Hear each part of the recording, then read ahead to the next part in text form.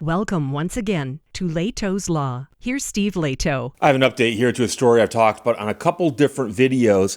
It's about the man whose hard drive ended up in a landfill, and as a result, he lost access to his Bitcoin. And when he lost the hard drive, the Bitcoin wasn't worth that much. Now it's worth a lot. And so I mentioned to you that he had brought a lawsuit and had filed a lawsuit against the village where this landfill is and was suing because he wanted to get in there and look for his hard drive. And the court said, no, the village doesn't want to let you do that. They don't have to let you do that.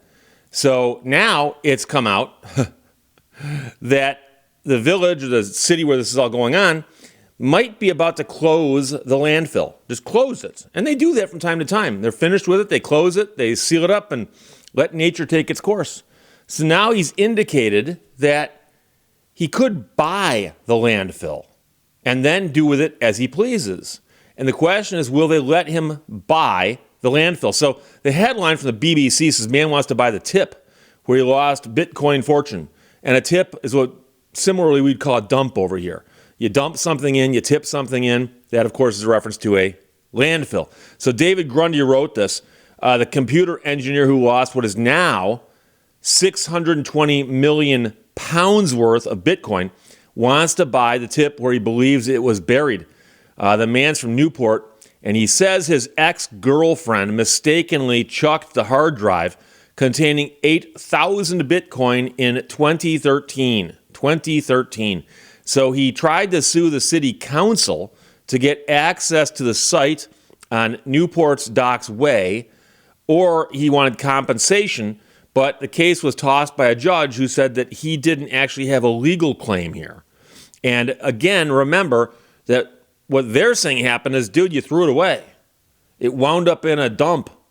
And apparently they say that to go in and do what he wanted to do to dig it out would be so disruptive and environmentally unsound that they don't want him to do that. That's what they're saying. So the Newport Council said it was making no further comment on the matter. The authority is planning to close the tip in the 25-26 financial year. So later on this year, they are going to close it.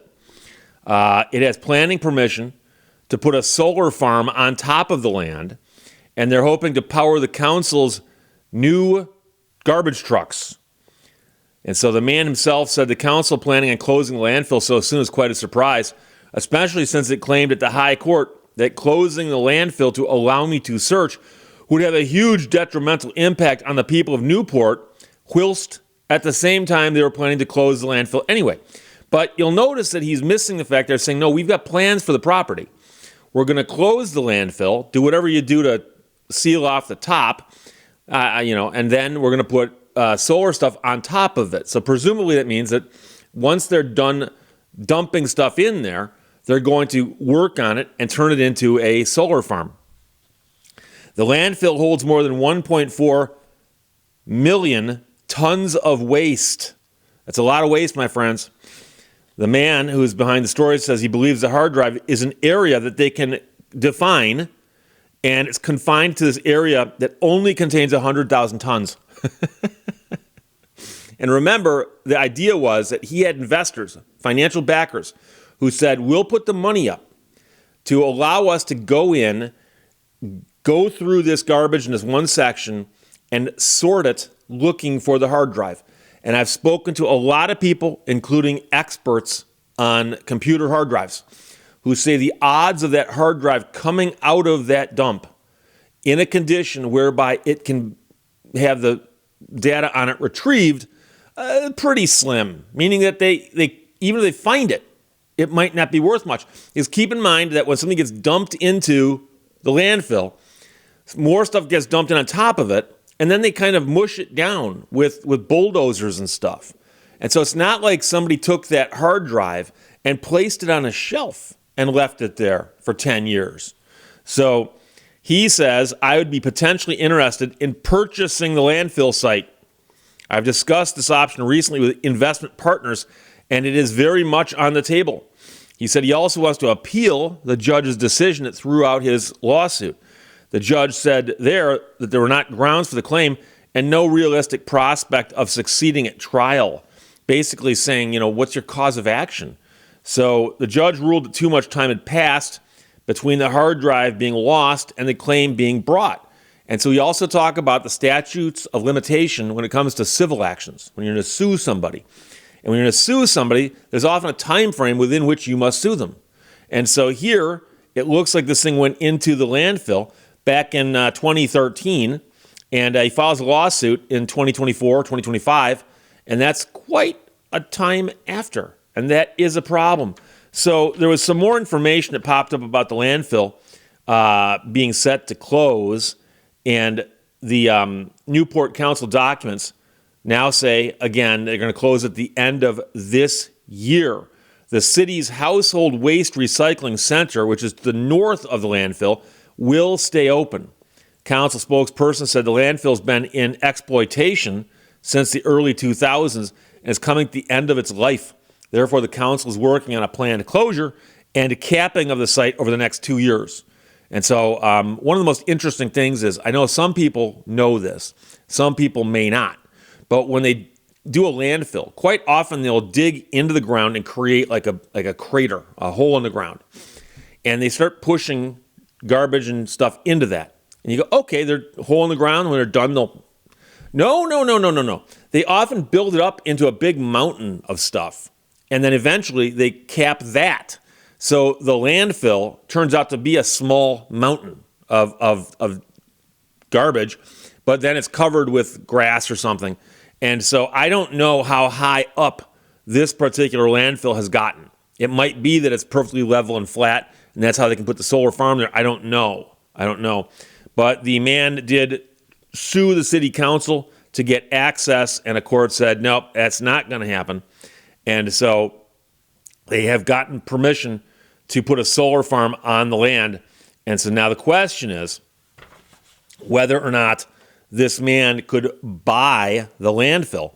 Because you might say, but Steve, that's such a great solution. If he's got the money, he can just buy the landfill.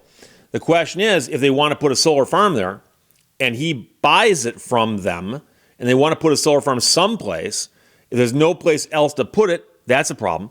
And number two, there's always the environmental issue of when they do end the use of a landfill, they tend to cover it with something, cap it, and then put something on top of it and call it a day. It's done. And so if this guy wants to go in and dig it up, there would be issues with how you handle what he digs up and what happens during that process, because I've never heard of a large-scale search of a landfill before. So I'm hoping somebody out there's going to go, wait, I know of one, and look it up and send it to me, because that is an unusual situation. Landfills tend to be a one-way action, something that ratchets one way. It doesn't ratchet the other way. Ratchets do that. So as you fill the landfill up and then it's done, this guy goes, no, I want to go in and reverse the process. This section here, I want to open it up and dig, and not just dig in there, but to take out what's there and go through it in some manner and dig through that. So as you can imagine, that kind of activity might cause all kinds of, things like noxious odors. You live downwind, that kind of thing. And then, of course, the question is, if the guy digs it all up, he's got to put it back the way it was. So there may be some financial issues there, like posting a bond or something.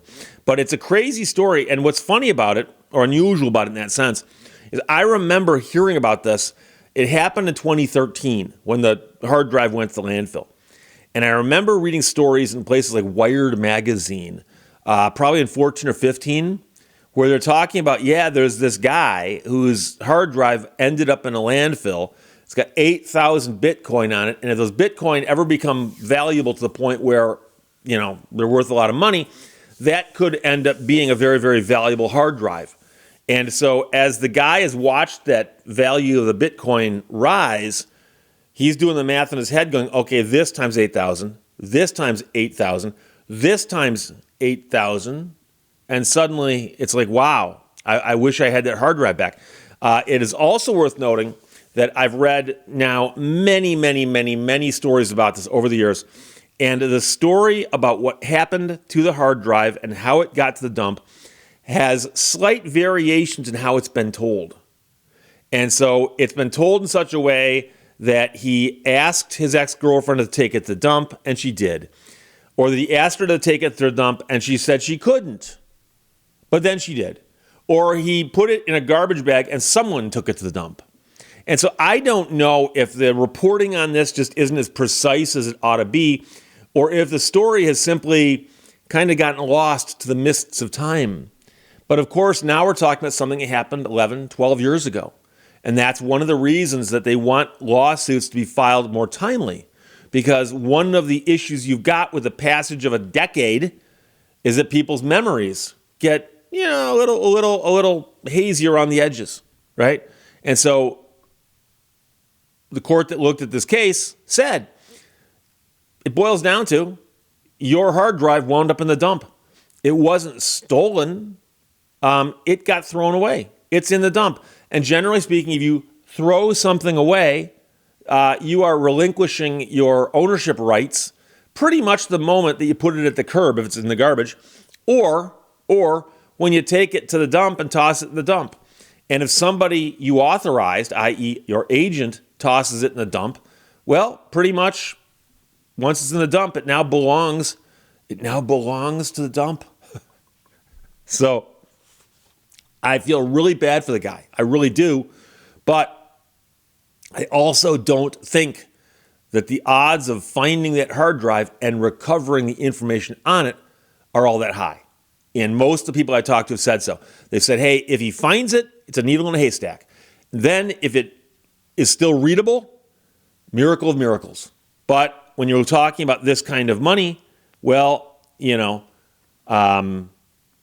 could add up. So it's 8,000 Bitcoins. It fluctuates. What are you going to do? But I don't think he's going to get that back ever. But it's an update. He says, hey, I'll buy the dump. So from the BBC, man wants to buy the tip where he lost Bitcoin fortune. David Grundy wrote it. A lot of people sent it. Thanks a lot. Questions or comments, put them below. Let's talk to you later. Bye-bye. Thank you for watching Lehto's Law. Some beautiful paths can't be discovered without getting lost.